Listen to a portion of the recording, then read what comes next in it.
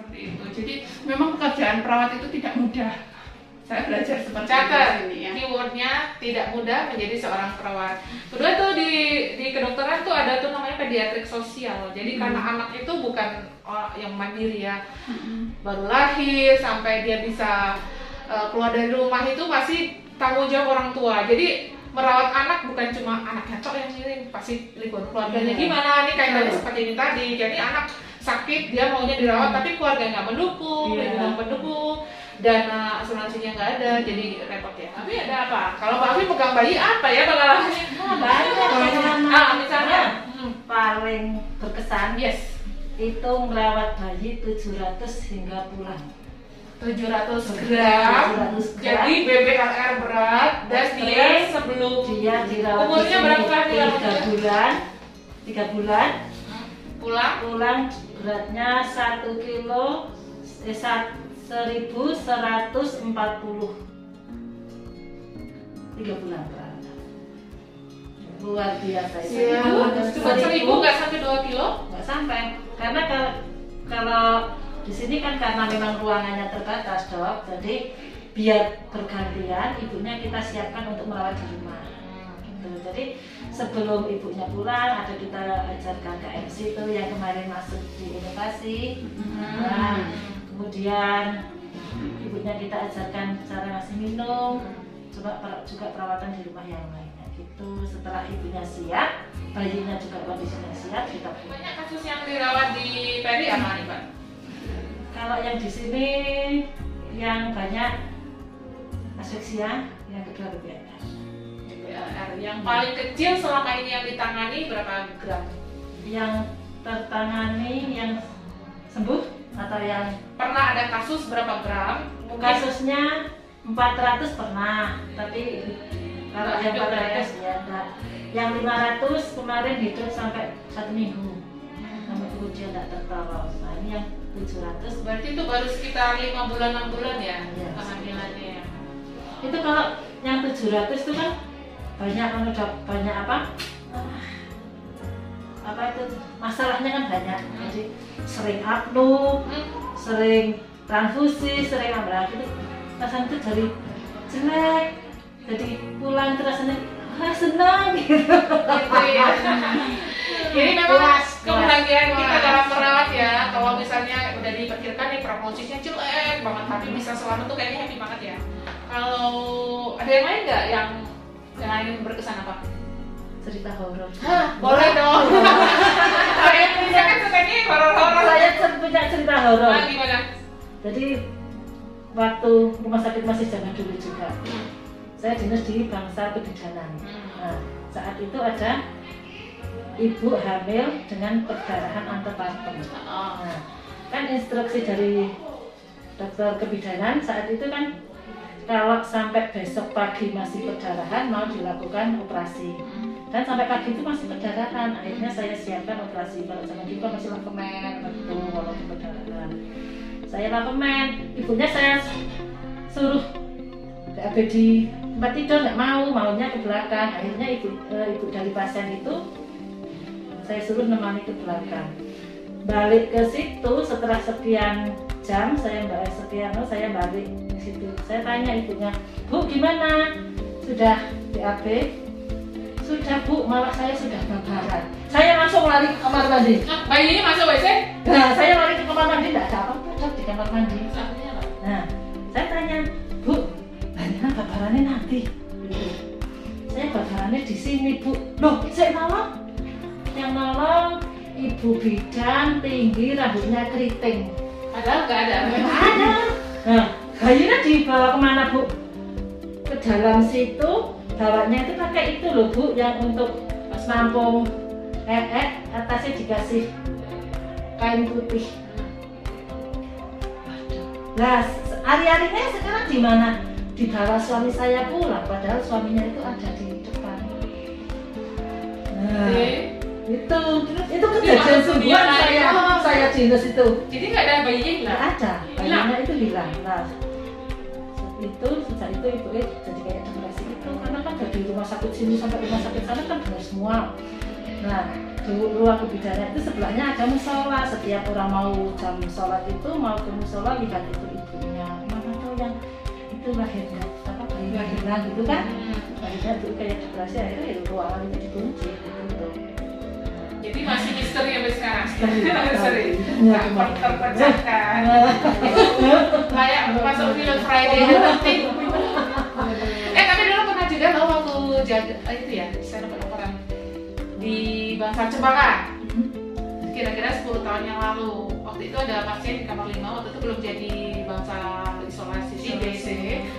Itu ada yang ngeluh, misalnya kayak saya lupa ceritanya, nyeri perut atau apa gitu. Terus perawatnya telepon, dok ini nyeri perut, dokter Jaka Widya ini dia udah kasih injeksi ranitidin misalnya gitu ya. Dah satu perawat sedang menyiapkan alat. Begitu dia masuk ke ruangan itu, orang sana bilang, loh bapak mau diapain? Mau disuntik, tadi katanya perutnya sakit gitu. Tadi barusan disuntik, siapa yang nyuntik gitu? Itu yang nyuntik misalnya yang jaga perawat cewek, yang nyuntik perawat cowok. Padahal malam itu nggak ada itu. Yang jaga cewek-cewek, bukan cowok. Terus, oh ya udah, berarti udah disuntik ya. Semua lihat ya yang di ruangan itu kan ada 5 pasien dan 5 penunggu. Mereka jadi saksi. Iya mbak, tadi udah disuntik gitu. Oh ya udah sambil mikir temenmu. Akhirnya telepon ke UGD. Dok, ini tadi kan disuruh nyuntik. Saya tuh belum nyuntik, kalau udah nyuntik apa koasnya yang nyuntik ya gitu. Padahal koas itu malam itu cewek. Jadi nggak ada koas cowok. Jadi pertanyaannya siapa sih yang nyuntik? Susur ngesot kali. Sudah lama Indonesia suka bikin film nggak jelas gitu. Kemarin kan kita dengar ada peristiwa pelanggaran ini ya, kekerasan terhadap perawat yang di rumah sakit Siloam di Palembang ya. Ada komentar nggak? Sangat sayangkan sekali ya, ini kan ancaman terhadap keamanan kami dalam bekerja, perawat dan tenaga kesehatan dalam bekerja. Ya. Sangat disayangkan karena tidak mengedepankan komunikasi terlebih dahulu. Langsung melakukan perilaku kekerasan pada perawat. Kalau saya melihatnya, karena saya ada di bangsal anak, ini karena kasusnya kasus anak ya. Kalau anak itu kan tidak bisa kita merawat sendiri, perawat itu merawat sendiri. Karena kebutuhan orang lain. Anak itu dirawat di rumah sakit, artinya dia ada ancaman terhadap dirinya sendiri. Makanya anak suka rewel kalau dirawat di rumah sakit. Kalau di kita itu Dr. Arlin ada di keperawatan anak itu family centered care. Jadi kita melibatkan keluarga dalam merawat anak. Jadi jangan merasa kalau keluarga dilibatkan itu jadi keluarga disuruh-suruh perawatnya nggak ngapa-ngapain. Tapi kita melibatkan keluarga karena kita pengen nih anak ini tidak traumatis saat kita rawat. Nah itu juga yang terjadi pada saat dilepas infus. Kalau dilepas infus itu bisa saya pastikan kalau infusnya itu masih terpasang dengan baik, pasti dia berdarah kalau kita lepas infusnya. Nah untuk menghindari perdarahan memang perlu dilakukan penekanan pada area bekas tusukan infusnya. Kalau pada anak kita perlu bantuan orang tua memang. Kalau kita yang megangin, anak itu suka takut sama kita. Nah itu kita perlu, orang tua itu perlu membantu kita. Paling kita bilang, ibu mohon maaf nanti kita dibantu untuk nekan ini ya selama 3 menit lah biasanya, supaya nanti nggak berdarah. Biasanya diinformasikan seperti itu. Nah kalau misalkan terus kemudian terjadi berdarah juga sepertinya maksudnya nggak baik ya. Berdarah itu wajar, tapi itu akan berhenti saat kita melakukan gap atau perlengkapan seperti itu. Kalau misalkan dari keluarga itu berkomunikasi dengan kita, pasti kita akan jelaskan nih, oh seperti ini kejadiannya. Kalau langsung dipukul seperti itu, kan kita merasa tidak aman ini dalam bekerja. Takut, khawatir. Keamanan itu penting, karena kita pada saat merawat pasien, entah itu siapapun, mau orang tua, mau anak, itu kan saya sebagai perawat juga pengennya perawat pasien ini cepat sembuh. Nggak ada yang perawat yang pengen, oh ini lama, supaya lama dirawatnya di sini, supaya kita dekat terus. Jadi pasiennya supaya kita buat meninggal aja. Gitu ya. Udah melanggar, gitu ya. Kalau Mbak Ina gimana komennya? Ya mungkin sama klarifikasi dulu paling enggak. Si bapak ini kan paling enggak dia datang kan pasti lewat pintu depan istilahnya kan. Mungkin langsung bolehlah ke kamarnya dulu, atau mungkin klarifikasi ke perawat yang jaga bagaimana tadi permasalahannya seperti apa, nggak tiba-tiba langsung mencari orangnya, langsung nimpuk kayak gitu kan rasanya juga Jadi ini masalah satu komunikasi ya. Komunikasi harus baik. Jadi memang kadang-kadang itu, tapi ada juga memang orang tua yang overprotective seperti itu. Jadi perdarahan tetap ada, tapi minimal banget lah ya kan, cuma dan nggak ada itu nggak cuma anak ini ya, seluruh dunia kalau habis pasang infus ada darah sedikit setetes berarti nggak mematikan. Ya, gitu. Kadang perawat anak itu suka mendapatkan perilaku kekerasan dari anak loh. Gitu kan?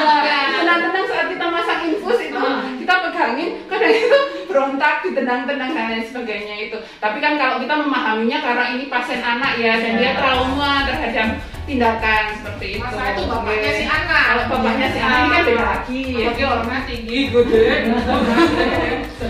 Baru lihat dikit aja udah takut ya. Tapi benar.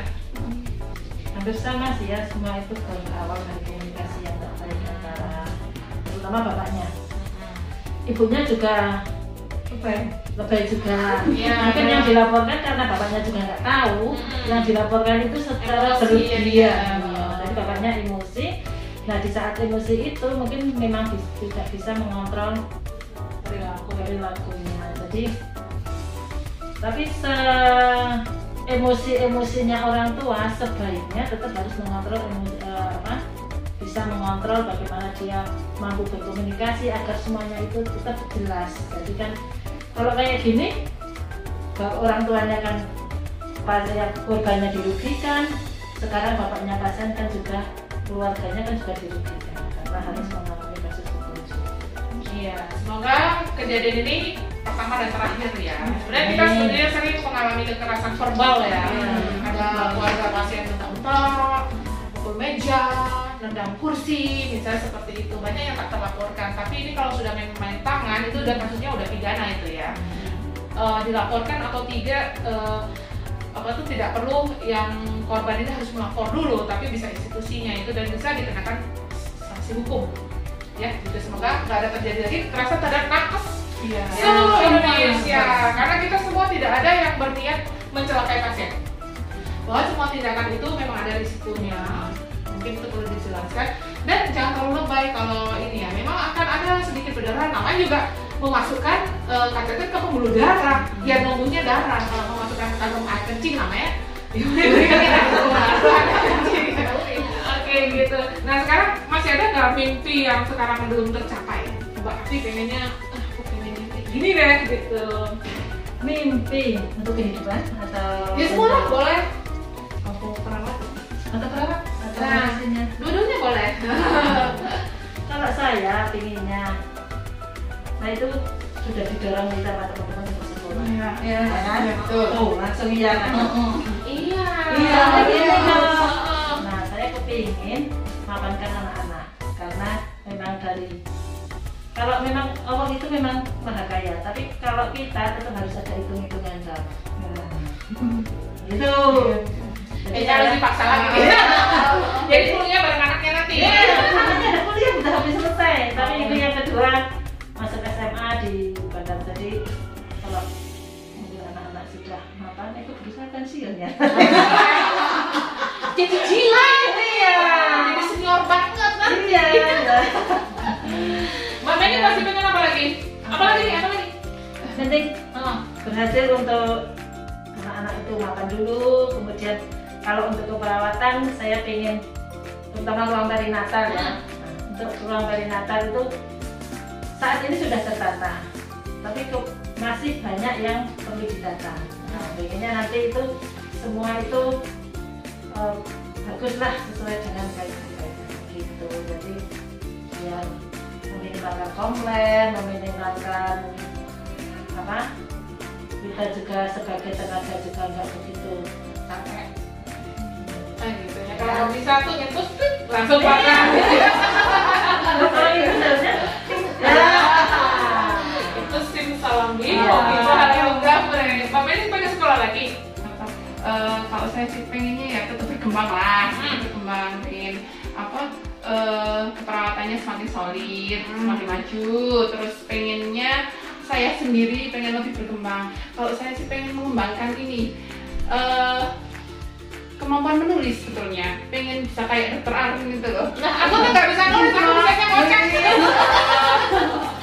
Ini sudah cocok ini kan. Ya gitu, bakal jadi dosen soalnya. Ketua komite keperawatan kita. Oh iya, selamat ya. Kita mengembangkan keperawatan. Selamat hari PPNI juga. Udah sebulan yang lalu Iya, ya.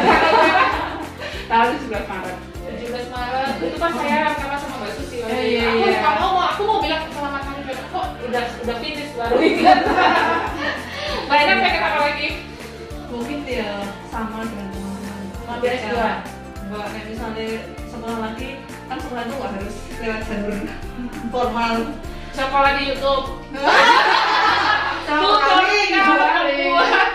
Tutorial membuat apa gitu ya. Ya terus setiap hari berubah, ada yang berubah, ada yang baru, entah itu ilmu, entah itu apapun itu kita jadi orang yang manfaat. Terus kalau mungkin tadi Mbak Api menyinggung anak-anak, saya juga pengen lah anaknya kayak paling enggak orang tuanya segini, anaknya lebih maju daripada orang tuanya. Itu niat semua orang tua ya, bisa kita di bawah mereka ya. Terus boleh tahu nggak sih nih hobinya apa sih nih? Para terawat hobinya apa sih? Apa cuma merawat aja terus di rumah? Baca. Oh baca. Keren. Masih sempet ya? Masih Baca buku apa tuh? baca novel, baca cerita, Baca WA atau itu kan anak milenial juga bacanya WA. Yang semua sekarang buku cerita dalam bentuk PDF gitu ya. Filmnya film apa? Kayak film itu kan cuma ulang-ulang, oh filmnya anaknya. Enggak fokus film apa yang terus oh mungkin pas lagi. Kalau aku yang pasti nonton Upin Ipin. Tiap hari. Pokoknya udah jam Upin Ipin deh gitu. Mbak Beni anaknya masih umur berapa? Umur 12 sama 5 tahun. 5 tahun. Terus punya hobi apa sih? Boleh tahu? Hobinya nonton film sama anak, sama baca dikit. Sedikit lah. Hobi ini nggak sih nanam-nanam juga? Nanam sedikit karena itu sepertinya saya sudah Sudah berbakat. hanya ikut tren kemarin, hanya ikut tren. Ternyata apa ya? Ternyata ya tidak setelaten itu. Tapi saya menanam buah itu ya masih hidup. Masih hidup Menanam tapi kemudian mati. Iya. Menanam buah sepertinya Kayaknya semangat cuma beli doang ya. Gitu ya. Kalau hidup kayak sama masih hidup nggak itu? nggak tahu deh. Jadi aku dulu juga hobi koleksi tanaman ya. Kan halaman Banyak banget tuh ya. di depan sama belakang tuh. Yang penting aku setiap ada pameran buah, aku selalu beli buah. Habis itu aku nggak follow up. Mati kayak hidup gitu. Nggak pernah diapa-apain juga. Kalau Bafi hobinya apa? Kalau saya, nah, teman-teman mesti tahu hobi saya. Masak kah? Masak. Karaoke. Nyanyi dong. Itu mah hobi aku zaman dulu. Saya sekarang masih. Oh, Di gitu. rumah itu kalau sepi gitu udah pasang tuh. Boleh tuh dibikin teman-teman yuk karaoke. Saya sama teman-teman sering dulu waktu belum pandemi ke kantor. Jadi teman-teman juga seneng. Para penyanyi Di sana cuma teriak-teriak kan yang penting kita nggak harus suaranya bagus dong. Kalau suaranya bagus dulu saya nggak jadi perawat, jadi penyanyi. Oh iya ya, untung suaranya nggak bagus. Suaranya jelek, tapi saya sekarang hanya hobi nyanyi. Aku dulu juga hobi nyanyi guys. Baik banget ya. Aku sering ngajakin Dokter Widi, sering ngajakin itu. Ah iya betul, dulu cita-citanya mau bikin grup band. Dulu ikut itu toh apa RSUD Secang Negara Mencari Bakat. Ah iya, kan juara nomor sih. Pokoknya saya kalau nyanyi prinsipnya berani malu aja. Kalau ikut lomba takut menang. Iya betul. Kalau saya ikut lomba, jurinya sudah menilai dari awal. Oh iya, ini kalau dari Paling- gesturnya, Paling enggak menang kayaknya. iya itu kadang-kadang kita suka over confidence ya. Ada yang ingin disampaikan lagi nggak? Nah, harapan apa lagi? Kebetulan ada. Ibu Oh, tuh Mewakili Mewakili Nah, ini jadi formal ya. Kenapa sih katanya mau bincang-bincang santai loh? Iya, iya. setengah santai lah gitu. Ya pengennya inilah apa? Kalau kita kan yang belum berkembang tuh penelitian ya di keperawatan ya. Maksudnya di rumah sakit ini pertanyaannya sebenarnya harus disempetin harusnya dok itu. Nah, itu harus ada divisi khusus penelitian. Aku tahu kesimpulannya deh nanti. Sih, itu. Oh, Pengennya itu yang belum itu. Dan mungkin lebih itu ya perawat apa ya, bikin konten-konten yang inilah biar literasi kesehatannya ada gitu. Jadi perawat, jadi nggak cuma baca WA aja kan, apalagi dibaca hoax semua. Jangan ikut menyebarkan hoax ya. Oke, punya moto hidup boleh tahu? Hidup itu selalu berubah ke arah yang depan. Harusnya. Life is a change katanya. It's always and make it to be better and better. Okay. Life is a matter of choice. Jadi itu pilihan. Jadi apapun yang kita pilih, harapannya tetap memilih yang baik. Good, better, best. Kalau bisa cari the best, get the best. Get the best. Okay. Tapi Lakukan apa yang terbaik yang bisa kita lakukan. yes, do your best. Kalau aku sih gitu aja sih. Jangan panik tetap piknik. Ayo piknik. Ayo piknik. Iya, oke kita kembali ke stay safe, stay healthy, and stay happy. Oke kita tutup ya. Terima kasih banget ini teman-teman udah menyempatkan waktu. Mereka lagi masih padat banget, saya mencuri mereka nih untuk waktu 40 menit ya. Nanti tunggu angkutannya. Kita tutup ya. Wabillahi taufiq wal hidayah. Wassalamualaikum warahmatullahi wabarakatuh. Waalaikumsalam.